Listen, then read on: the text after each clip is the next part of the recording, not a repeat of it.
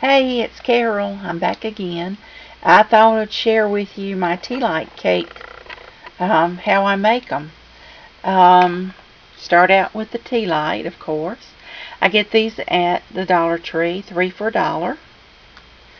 Um,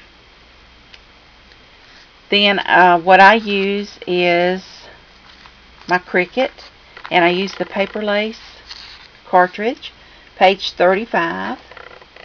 I make the top, which is this. I make the top. It's 1 3/4 inches, and that's the base shadow. Then I make the little flower that goes on top of the plate. I cut it at 2 1/4, and you just use you don't use shift or anything. You just cut out the flower at 2 1/4. Then the plate is lace 1 shadow, and it's 2 1/4. And then that's your plate. So then you put your flower on top of your plate. And I mean, that's just my idea. I came up with that because I like to decorate the plate. You don't have to. You can make it any way you want to. But I think it looks really good to dress up the plate. For the top, I made a little template and fold it in half and then cut a hole in it, so that way I can use it as a guide to cut out all my other tops. This hole's a little bit too big, but I always cut it smaller. So cut the little hole. And to go around it, you can use ribbon or you can use cardstock. 5 inches is what you need. And sometimes what I do is I'll put ribbon on top. I'll put ribbon down first, and then I'll put like a trim or something over top of it.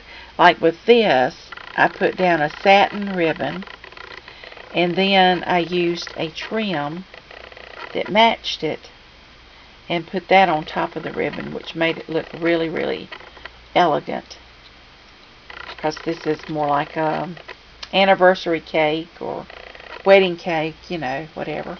Then the little flowers that I did on top, I use this punch.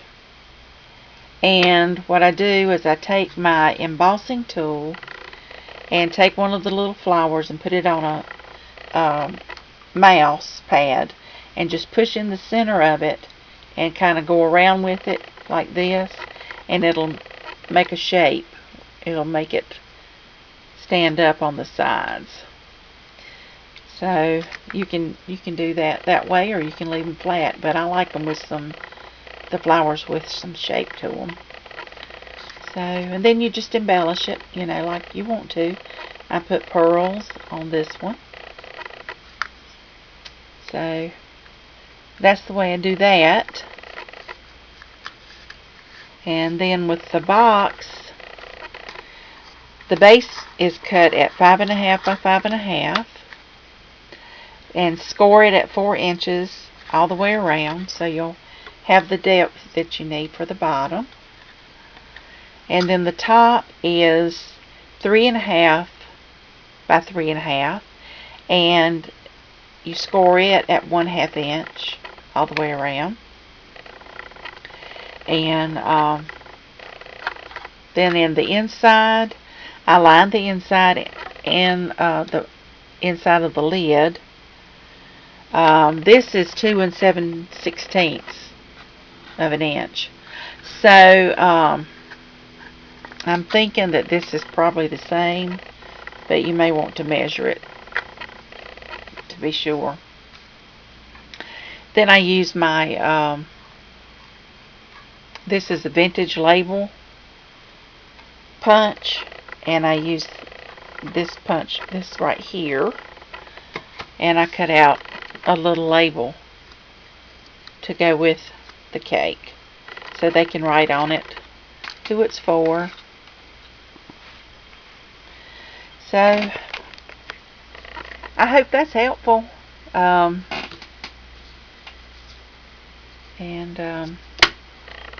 that's it. I just thought I'd let you know how I made my little tea light cakes. And maybe you'll give it a try. Have fun. God bless. Have a good day. Bye-bye.